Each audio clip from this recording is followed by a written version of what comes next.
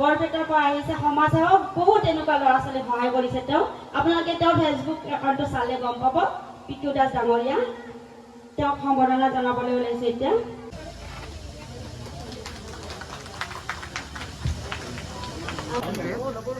সমূহ বিচাৰক মণ্ডলীসকলক আমি আমাৰ মঞ্চত বিহুখন কেনেকৈ পাতো এইখন কিতাপ নিজান ৰাতিৰ গান এজন দিব্যাংগ ল'ৰাই লিখি উলিয়াইছে আচলতে তেওঁ লিখিব নোৱাৰে তেওঁ মনৰ কথাখিনি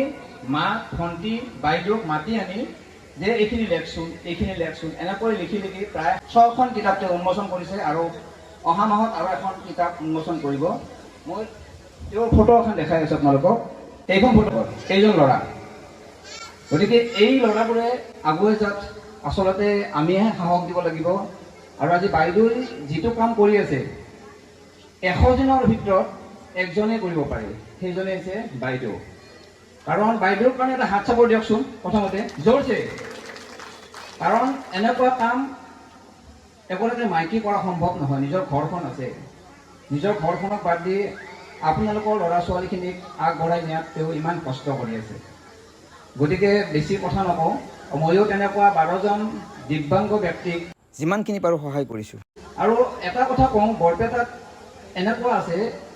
কিছুমান বাচ্চা ঘৰত এজন থাকে দিব্যাংগ থাকিলে কিমান কষ্ট হয় কিন্তু মই 2খন ঘৰত গৈছিলোঁ 2খন ঘৰত 4টা বাচ্চা দুটা বাচ্চা দিব্যাংগ তেওঁলোকে কিমান কষ্টত আছে তেওঁলোকৰ যেতিয়া চিজাৰ আহিলে আপোনালোকে গম পায় বহুতৰ চিজাৰ আহিলে থৰ হৈ বিচনাত একেবাৰে পৰি থাকে টেবলেট নাপায় ঔষধ নাপায় মই আজি একমাহ আগতে যিটো ভিডিঅ' দিছিলোঁ তেওঁলোকৰ প্ৰায় 25-30 হাজাৰ টকা উঠিছে আৰু মেডিচিন লাগে 1800 টকাত মানে বাচ্চা দুটাৰ এটা ছোৱালী আছে 18 বছৰ বয়স আৰু এটা ল'ৰাটোক বান্ধি ৰাখে তাৰমানে বুলিব নোৱাৰে বান্ধি ৰাখে আৰু ছোৱালীটোও ভালকৈ কথা ক'ব নোৱাৰে তো তেওঁলোকক আমাৰ বৰপেটাৰ এজন ব্যক্তিয়ে প্ৰায় 1 বছৰ তেওঁ মেডিচিন যিমান লাগে সেই মেডিচিনখিনি তেওঁ দিব গতিকে আপোনালোকৰ নিচিনা মানুহে এনেকৈ সহায় কৰি আছে মই এটা সাধাৰণ ভিডিঅ' বনাই দিওঁ আৰু সেই ভিডিঅ'ৰ পৰা 1 লাখলৈকে টকা উঠিছে 1 লাখ ভাবি চাওক 1 টকাও কিন্তু সময়ত কোনেও কাকো নিদিয়ে কিন্তু এটা ভিডিঅ' চাই যদি 1 লাখ দিব পাৰে যোনগৰাকী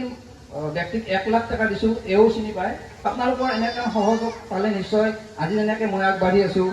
লোহিত আছে লোহিতেও ধুনীয়া কাম কৰি আছে আপোনালোকে গম পায় আৰু বাইদেউকতো ক'ব নালাগে এনেকৈ যে মহিলা এগৰাকী ইমান ধুনীয়াকৈ আগবাঢ়ি আহিব পাৰে মানে ভাবিলে আচৰিত তো আকৌ এবাৰ মই বাইদেউক বহুত ধন্যবাদ দিছোঁ তো কৈলা বাবা কি